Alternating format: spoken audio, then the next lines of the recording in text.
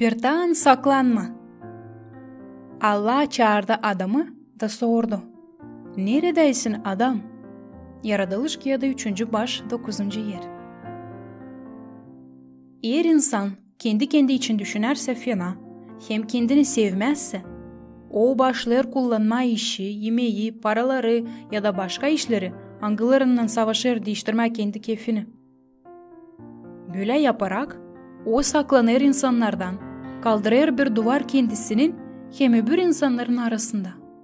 Kimse yaklaşamıyor ona.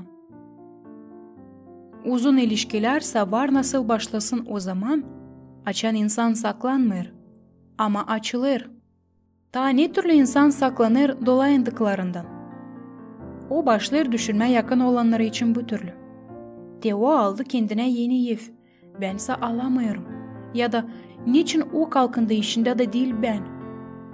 Bu düşünmekler insanı mutsuz ederler. Ama daha da fena durar işler. Eğer insan değilse de insanlardan ama Allah'tan da kaçarsa. Allah adama Eden bahçesinde sordu. Adam neredeysin? Allah bilerdi nerede o bulunur. Ama o zaman niçin soruyu sordu? Niçin ki isterdi adam kendi hesaplasın nerede bulunur hem ne yaptı. Erich Hoffer bir filosof adamı demiş.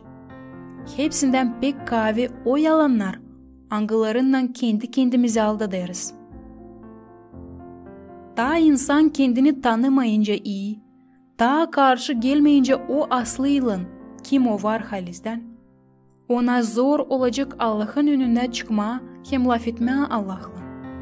Böyle insan kendini duyacak yalnız hem aşırılı gibi. O kendisiyle güreş getirecek ki insanın gözüne bakabilmediğini. Hep bir korkarak insanlar anlayacaklar ne türlü haliz insanı var. Ne lazım yapsın böyle insanlar?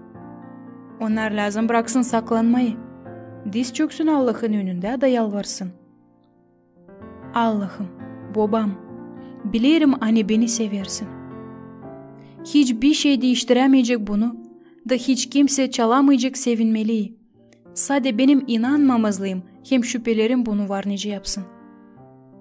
Sen beni sevdin, daha ben bu yere doğmadan. Yarattın beni kendi planına göre. Kurtardın beni. Yaşamama kez verdin. Hem işlersin benim yüreğimde gün günden.